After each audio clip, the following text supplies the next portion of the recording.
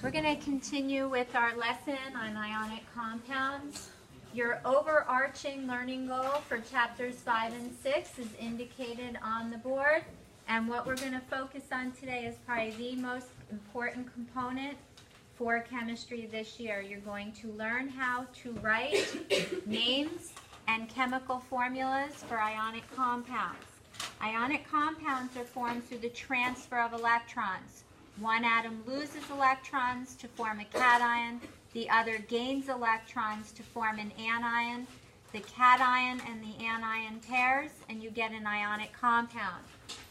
The other day, we talked about the naming of ions, and we said that cations are named, name of the element, followed by ion.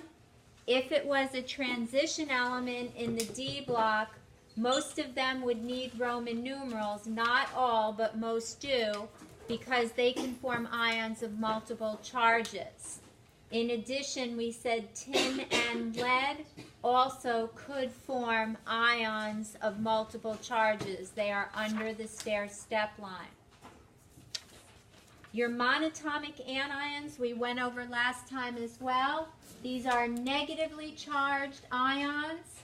You must memorize your monatomic anions. And what we're going to do today is we're going to put those cations and anions together, and we're going to learn how to name binary ionic compounds. What does the prefix bi mean? Two. So in a binary ionic compound, you're going to have two different atoms. These atoms will have lost or gained electrons to form ions, but you'll have two different ions. You're going to have the metallic cation first and the non-metallic anion second. The net charge on the compound is 0. It will illustrate electroneutrality as we mentioned the other day. And we talked about electroneutrality the other day as well. We'll show you what we mean a little bit deeper today. When you name a binary ionic compound, the name consists of two words. The cation, that'll be the name of the element only, followed by the anion. That will be the IDE ending that we introduced last time. Really important that you memorize these monatomic ions, monatomic anions for next time. Once you know them, everything will fall into place for naming binary ionic compounds. Now, when you name them, it's pretty straightforward. It's the name of the element followed by the name of the anion with the IDE ending. These will be very straightforward. The cation's going to be in blue. The cation will be positively charged. The anion will be negative charged. The compound is neutral, so we don't show the charges. Name of the element for Na is sodium. This is your chloride ion here. We have sodium chloride. Note the IDE ending. Ca is calcium. F is fluoride. Note the IDE ending. Note the proper spelling of fluoride. It's not fluoride. Note the spelling. Spelling will count on this quiz. Be very careful with the spelling. You've got magnesium oxide, barium sulfide, aluminum nitride, lithium phosphide. You don't include a 3 or a 3 prefix in the name of this binary ionic compound. If hydrogen is first, it's hydrogen fluoride. Now be careful with compounds that start with hydrogen because we're going to name them in an ionic format. They're actually covalent compounds. We'll talk about that in the next chapter. If hydrogen is acting as the anion because it's gained an electron, it's magnesium hydride, cesium carbide. And again, those subscripts don't fit into the naming of these binary ionic compounds. So if we wanted to name the next set, I know this looks a little different than in your notes because I put lines on it. The kids said they were having trouble reading off the screen. So I've got a table for you here. If we want to name these compounds, we can do so pretty easily. Ba, name of the element barium. O, oxide. Sodium, sulfide. The 2 does not configure into the naming. I'll show you where the 2 came from in a few minutes. Cesium, iodide. Sr stands for what? Strontium. Fluoride, correctly spelled.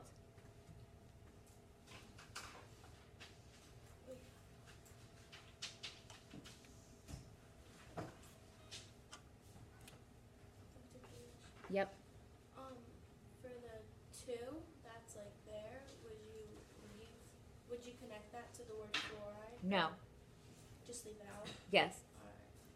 So in this next one, Claire, what would this be?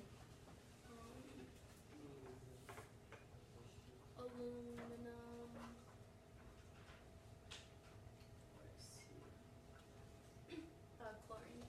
Chlorine. Chloride. They're going to end in I-D-E. Oh, yeah, Careful, careful. It just takes practice. You'll get it. You'll be very good at it. Next one, and again, these numbers do not configure into the naming. I'll show you where these numbers come from momentarily. How would we name this one, Austin? Magnesium nitride. You got it.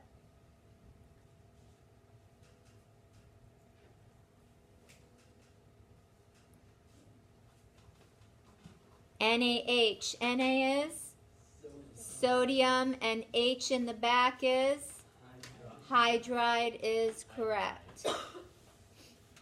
The next one would be hydrogen sulfide.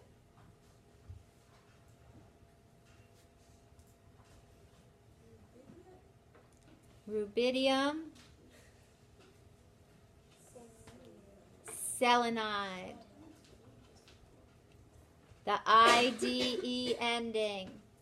And the last one there is sodium phosphide. This is going to take some practice. It looks very easy. With practice, it will be. Without practice, not so easy. All right, so naming the binary ionic compounds.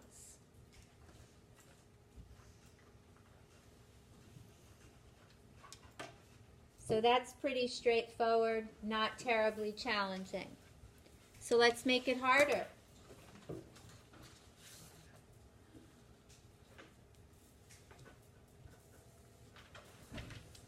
Transition elements, we said the other day, typically lose one or more electrons to form cations.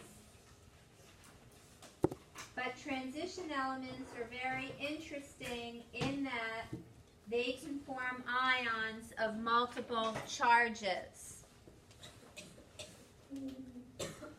As a result, we need to specify the charge on the cation, and we also said that some cations in the water supply are fine, others can be deadly. We want to specify the charge on the cation. This is a little bit tricky. You will need Roman numerals for most transition elements, with the exception of a few I'll point out, and tin and lead under the stair-step line. So before we get into the naming here, we want to annotate our periodic table slightly. Here's the periodic table I gave you, the one that you use on assessments. And you know from our previous chapter that group 1 elements have how many valence electrons? 1, which they will lose to form ions with a 1 plus charge. So group 1 will form ions with a 1 plus charge. Group 2, 2 plus. Group 13, typically 3 plus, but you do have some variability here.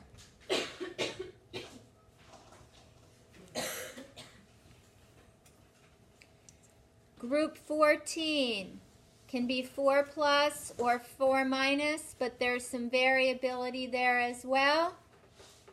Group 15, 5 valence electrons, typically gaining 3 for 3 minus, but you can get elements there that are 5 plus, so there's variability there as well. Group 16, 2 minus. What about group 17? 1 minus. Group 18 has an octet of electrons in its outermost shell, neutral.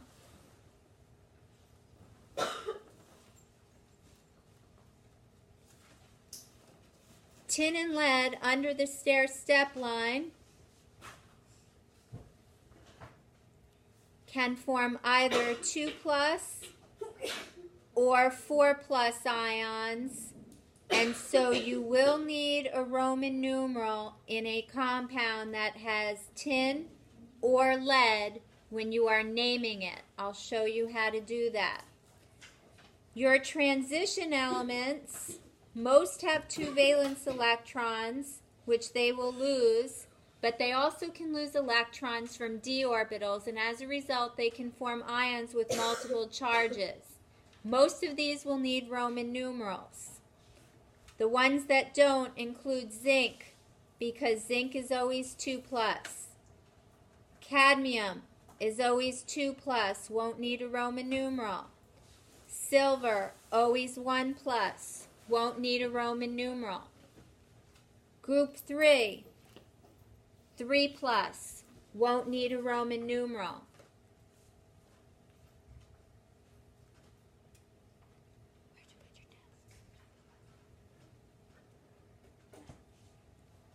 So group 3 won't need a Roman numeral either because they're always 3 plus. We don't typically write compounds with group 3, so we won't sweat it.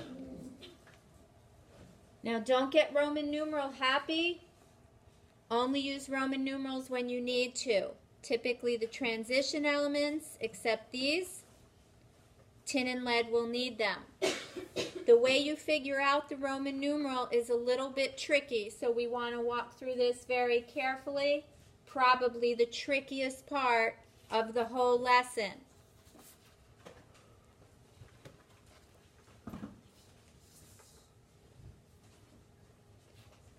When you name compounds that start with most transition metals as well as tin and lead, you need to figure out the charge on the cation.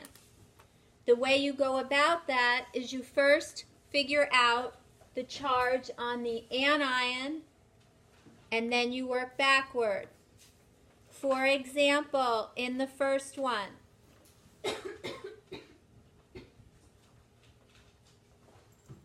chloride from group 17. Looking at your annotated periodic table, group 17, I'm going to rewrite this a little bit bigger so I can show you how to figure this out.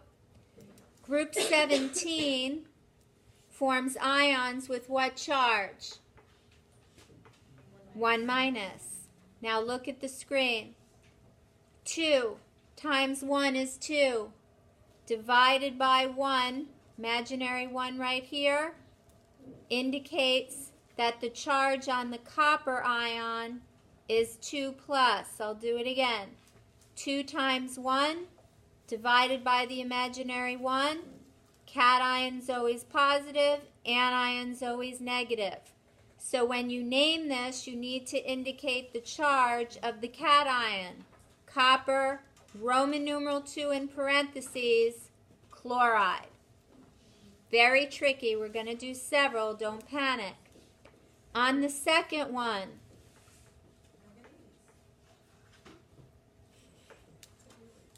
iodide ion from group 17 would have what charge? 1 minus. 4 times 1 divided by 1 makes manganese have what charge? 4 plus. So when we name it, manganese 4 iodide.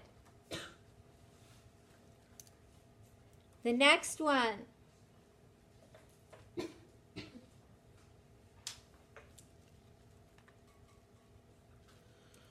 oxide, group 16, what charge?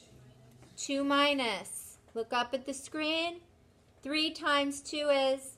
6. Divided by 2 is? 3.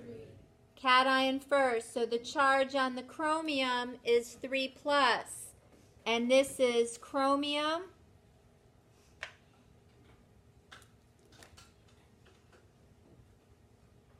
3 oxide. Wait, how come you don't put it on the last one, the Roman numeral? The Roman numeral indicates the charge of the cation, the first one. The second one doesn't have a charge change. Will it ever have a charge change? No.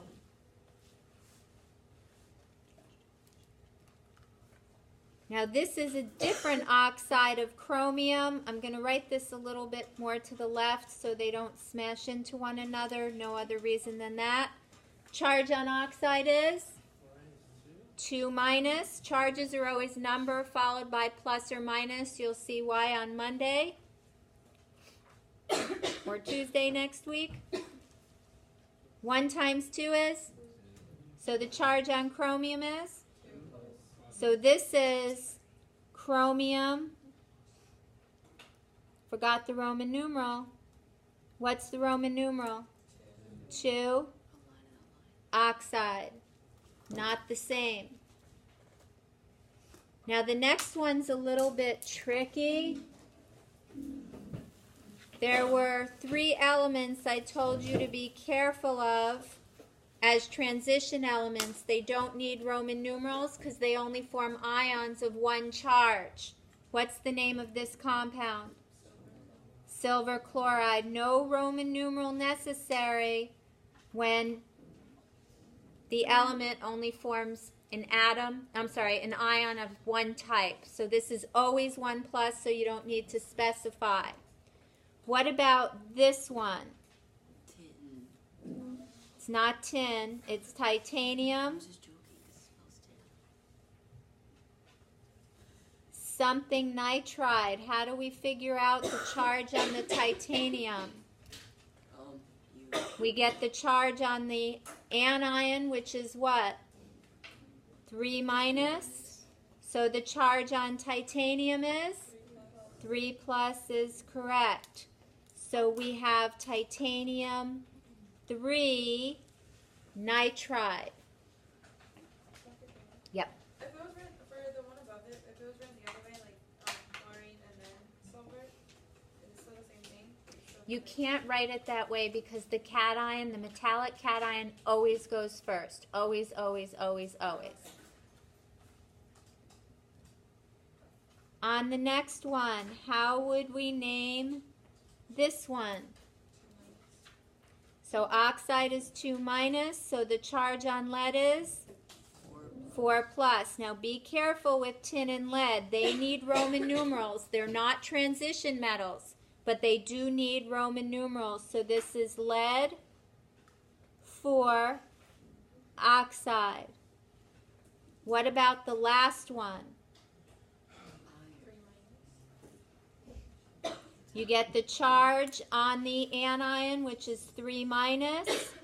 2 times 3 is, divided by 3 is? So it's iron. What's the Roman numeral? 2. No, it's 2. You are correct. This Roman numeral indicates the charge on the cation. You can see the electroneutrality concept right here. 3 times 2, 6 positives. 2 times 3, 6 minus, for a net of 0. Electroneutrality. If you tested it in every compound, you'd see every compound is electrically neutral. It has the same number of pluses as it just does minuses. So why didn't you do anything for that highlighted one? Because silver, well, you took my periodic table that I annotated, but that's okay, it's right here. So silver is always 1 plus, it won't need a Roman numeral. Zinc and cadmium are always 2 plus. So right here, this little J, you don't need Roman numerals for these. You don't need them for group 3 either, but we're not going to do anything with group 3, so we're not going to worry about it. So right here, these don't need Roman numerals. Transition metals will. Tin and lead will. Now group 1 doesn't. Group 2 doesn't. Aluminum doesn't. And that's what's indicated right here. Don't get Roman numeral happy, because some of the kids start putting Roman numerals all over the place, and that's a bomb. No Roman numeral. I'll hit your question in just a sec. For groups 1 and 2, aluminum, zinc, cadmium, silver, and group 3 as well. So if it was copper, It would need a Roman numeral. Copper can be 1 plus or 2 plus. All right? What you're also going to see is that when you write chemical formulas such as these, when you have chemical formulas for ionic compounds, the subscripts are always the simplest whole number ratios. So for every 2 nitrides, you have 3 iron 2s. For every 1 copper 2 ion, you have 2 chloride ions. So the subscripts indicate the simplest whole number ratio of cations to anions, not the true number. So when you write chemical formulas, they always have to be reduced to the simplest whole number ratio of ions. And that's the last thing I'm going to show you today. This is going to show you how to write chemical formulas. It's not difficult, but it requires a lot of practice. So you're going to want a high comfort level with this prior to your next class. When you write the chemical formula for an ionic compound, you're always going to write the cation symbol and charge, and then the anion symbol and charge. We went over these charges on your periodic table a few minutes ago. You're going to crisscross any superscripted charges and make them each other's subscripts. I'll show you how to do that. You'll reduce any subscripts that you have swapped and dropped if you can, and you get rid of pluses and minuses because compounds are electrically neutral. So I tell the kids to swap, drop, reduce, and eliminate. And we are going to write chemical formulas for these compounds here. It takes practice. We'll go through it slowly. Have patience with it, and you'll have great success with this. Can't emphasize enough the importance of being able to write chemical formulas for ionic compounds with ease. The way you do this is as follows. Sodium chloride. Sodium has the chemical symbol Na. Sodium is in group 1. A sodium ion will have a 1 plus charge, as do all elements in group 1 when they form cations. Chloride, monatomic anion from group 17, 1 minus charge. So we've written the cation and the anion side by side. The next thing we want to do is the 1 from the sodium ion's charge goes there. The 1 from the chloride ion's charge goes there. We don't write 1s in chemical formulas. We don't have pluses or minuses in chemical formulas. The chemical formula for sodium chloride is NaCl. Let's watch 5 or 6. It'll click, I promise. Calcium oxide. What's the chemical symbol for calcium? Ca. Ca. What charge would a calcium ion have? 2+. What about oxide? O2 minus. The 2 goes here. The 2 goes here. Initially you have this, but in an ionic compound, the cations and anions are in the simplest whole number ratios, so you must reduce. And the chemical formula for calcium oxide is CaO. We're going to do several. Don't panic. I promise. Let's take a look at magnesium fluoride. Magnesium is in what group? 2. What would its charge be? 2+. 2 plus. Fluoride, group 17, would be? 1 minus. The 2 here goes here. The 1 goes here. And we have magnesium fluoride.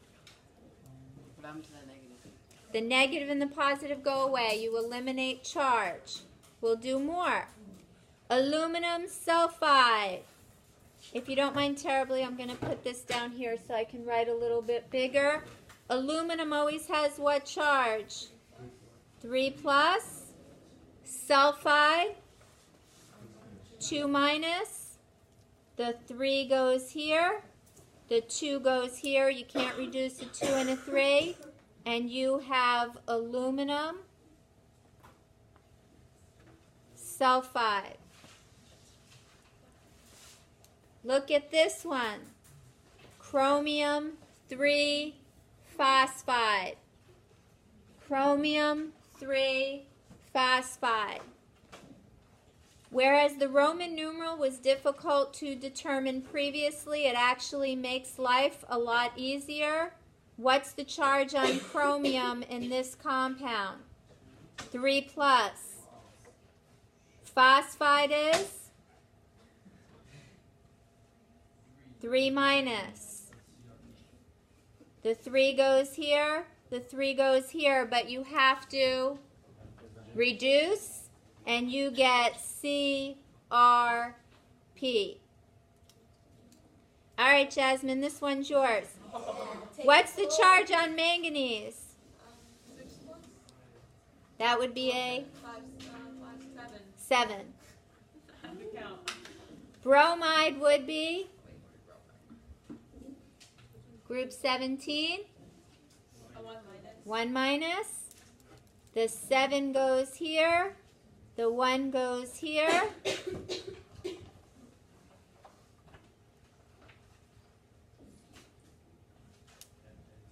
Alrighty. Look at the next one. What's the charge on manganese? 6 plus. Sulfide? 2 minus. So initially a 6 goes here and a 2 goes here. But what will that reduce to? MnS3 is correct. Try this one. Lithium, what charge? Group 1. Plus 1. So you're going to have 1 plus. Nitride is 3 minus. What's your chemical formula? All right. That is how you write. Guys, we have several minutes. That is how you write chemical formulas for ionic compounds. You want a high comfort level with writing chemical formulas for ionic compounds and naming them. The hardest part for you will be naming them to figure out the Roman numeral. That's a little tricky. If you really want to be golden at this for next time, on your classwork, which you have now, part 1 is from Monday's lesson. Part 2 and 3, 1 through 14 and 1 through 16, will really make sure that you understand the binary compounds. For those of you who are going to be out Wednesday, we'll be doing compounds that contain more than 2 atoms. And that will be a little trickier, and we will be spending a tremendous amount of class time just practicing the formula writing. You must have mastery of formula writing and naming compounds for Tuesday's lesson. Otherwise, it's going to get very shaky. So make sure, if you're going away, you watch the lesson. For those of you who are going to be here Friday, we're going to do so much of it, you'll be very strong before you walk out the door.